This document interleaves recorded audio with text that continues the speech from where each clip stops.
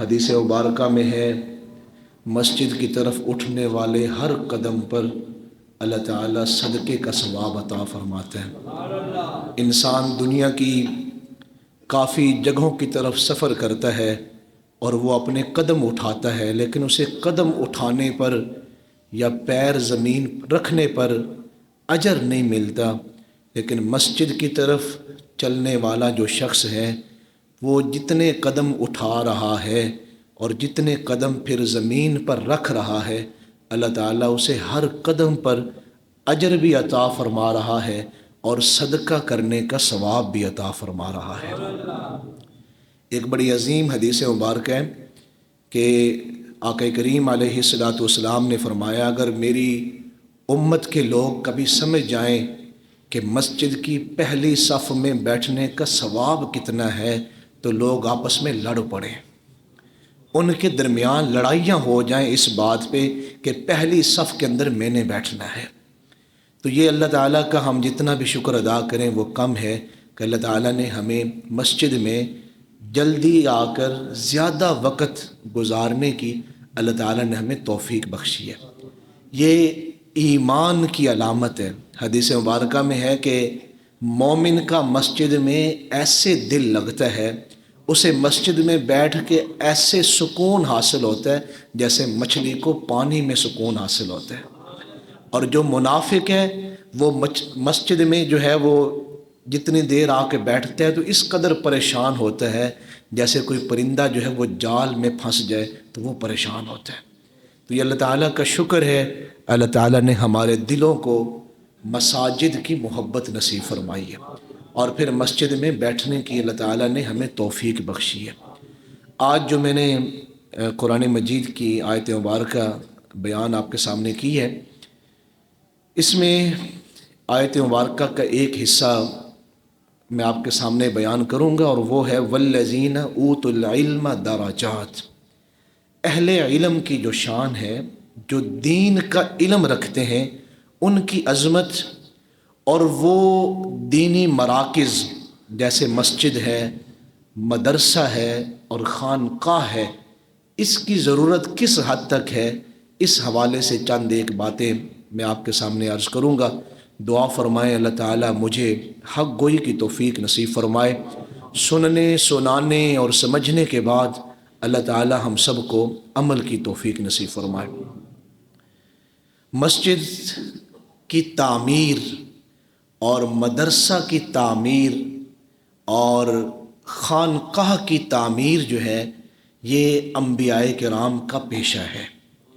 انبیاء کرام نے عبادت کرنے والی جو جگہ ہیں انہیں تعمیر فرمایا ہے۔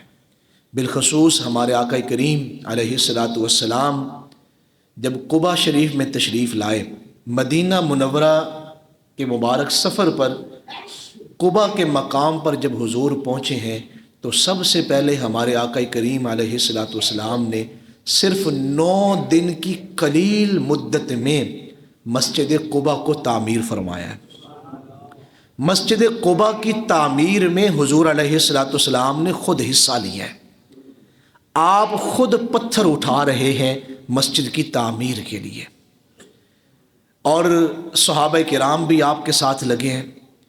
دور سے پتھر حضور علیہ الصلوۃ والسلام اٹھا کے لا رہے ہیں تو جب صحابہ کرام اپنے حصے کے پتھر رکھ کر کے واپس لوٹتے دوسرے پتھر اٹھانے کے لیے تو کئی مرتبہ صحابہ کرام نے حضور علیہ السلام سے فرمایا کہ یہ پتھر ہمیں دے دیں، ہم اٹھاتے ہیں۔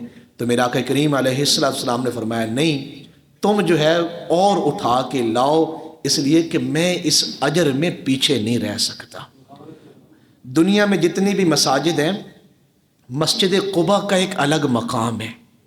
دنیا کی کسی مسجد میں آپ نماز پڑھیں تو آپ کو مقبول عمرے کا ثواب نہیں ملتا، اگرچہ نوافل پڑھنے کا ثواب ملتا ہے، آپ کو ذکر کرنے کا ثواب ملتا ہے۔ جب آپ مسجد میں داخل ہوتے ہیں اس وقت جو رحمتوں کا نزول ہے وہ آپ کو حاصل ہوتا ہے، لیکن کسی مسجد میں عمرے کا کہ آپ نے 2 نفل پڑھے ہوں اور آپ کے نام اعمال میں مقبول عمرہ لکھ دیا جائے، یہ جو خصوصیت ہے یہ صرف مسجد قباء شریف کی خصوصیت ہے۔ اور سب سے ایک بڑی عظیم بات میں آپ کو سناؤں مسجد قباء کے حوالے سے، دنیا میں جتنی بھی مساجد ہیں سمت قبلہ کے حوالے سے، اس کی جو سمت ہے قبلہ کی طرف، دنیا کی تمام مساجد میں مسجد قباء کا یہ اعزاز ہے کہ سمت قبلہ کے لحاظ کا جو سب سے بہترین تعین ہے وہ مسجد قباء کا تعین ہے۔ دنیا میں جتنی مسجدیں ہیں تمام نے اپنے جو محراب بنائے ہیں انہوں نے قبلے کے تعین کا خیال رکھا ہے، لیکن دنیا میں قبلہ کے تعین کے لحاظ سے جو سب سے بہترین مسجد ہے وہ مسجد قباء شریف ہے۔ اس کی وجہ کیا ہے کہ اس مسجد کے قبلہ کے تعین میں ہمارے آقا کریم علیہ السلام بھی اور حضرت جبریل امی خود شریک ہوئے ہیں۔ مسجد قباء جہاں صحابہ کرام نے مل کے بنائی ہے اور ہمارے آقا کریم علیہ السلام نے بنائی ہے، وہاں مسجد قباء کی تعمیر میں حضرت جبریل امی خود شریک ہوئے ہیں۔ تو مساجد کی تعمیر میں حصہ لینا یہ اتنا بڑا اعزاز ہے اور یہ اتنے بڑے شرف کا کام ہے کہ ہمارے آقا کریم علیہ السلام بھی شریک ہیں اور جناب سیدنا حضرت جبریل امی بھی شریک ہیں۔ 9 دن کے تھوڑے سے مدت میں مسجد قباء شریف کو تعمیر کیا گیا۔ پھر ہمارے آقا کریم علیہ السلام مدینہ منورہ تشریف لائے تو سب سے پہلا کام ہمارے آقا کریم علیہ السلام نے کون سا فرمایا؟ مسجد نبوی کو تعمیر فرمایا۔ حضور تشریف لائے ہیں تو 7 ماہ تک تو آپ جناب سیدنا حضرت ابو ایوب انصاری کے ہاں ٹھہرے ہیں، ان کے مکان میں، لیکن مسجد کی تعمیر آپ نے سب سے پہلے فرمائی ہے۔ جو انبیاء کرام کی سنت ہے وہ یہ ہے کہ آپ جہاں کہیں بھی جائیں، اور پھر اس امت نے اس پہ عمل کیا ہے۔ صحابہ کرام کے قافلے جب کسی ملک میں جاتے یا مسلمان بادشاہ کسی نئی جگہ پہ مسلم ریاست بناتے، یا وہ مسلم تجار اگر کسی علاقے میں زیادہ دنوں کے لیے جاتے تو وہ سب سے پہلے مسجد کو تعمیر کرتے تھے۔ آپ ابھی بھی کہیں جو مسلمانوں کے پرانے محلات اگر موجود ہیں آپ ان کا وزٹ کر کے دیکھیں، وہاں مساجد موجود ہیں۔ تو مسجد کی تعمیر، اور جب مسجد نبوی شریف کی تعمیر فرمائی اور پھر وہاں ہمارے آقا کریم علیہ السلام نے مدرسہ کی بھی تعمیر فرمائی۔ جو اصحاب صفا کا چبوترا ہے وہ مدرسے کے لیے خاص کیا گیا۔ وہ صحابہ کرام جنہوں نے براہ راست 24 گھنٹے وہاں بیٹھ کے ہمارے آقا کریم علیہ السلام سے دین کو سیکھا ہے، قرآن مجید کو سیکھا ہے اور احکامات الہیہ کو سیکھا ہے۔ خیر وہ عظمتیں بیان تو نہیں کی جا سکتی کہ حضور علیہ السلام کے سینہ اطہر پہ قرآن نازل ہو رہا ہے اور وہیں بیٹھے ہوئے حضور ان صحابہ کو قرآن سکھا رہے ہیں۔ یہ ایک بڑے اعزاز کی بات ہے اور یہ بڑے شرف کی بات ہے۔ تو وہاں قرآن مجید کی تعلیم کے لیے اصحاب صفا جسے کہا جاتا ہے چبوترا، وہ مدرسے کے طور پہ قائم کیا گیا، جو 24 گھنٹے وہاں بیٹھ کے دین کی تعلیم حاصل کرتے۔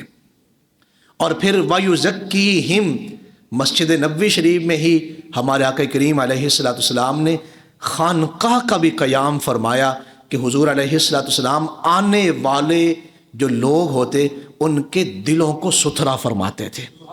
یہ جو اس معاشرے میں دلوں کی بیماریاں تھیں، کینہ، بغض، حسد اور طرح طرح کی جو بیماریاں تھیں، ہمارے آقا کریم علیہ السلام نے دلوں کو ستھرا فرمایا اور اس قدر ستھرا فرما دیا، اولئک الذین امتحن اللہ قلوبہم للتقوی کی قرآن مجید کی آیات نازل ہو گئیں کہ جتنے ستھرے دل صحابہ کرام کے ہیں کائنات میں کسی کے اتنے ستھرے دل نہیں۔ یہ سب سے خوبصورت دلوں والی ہستی ہیں۔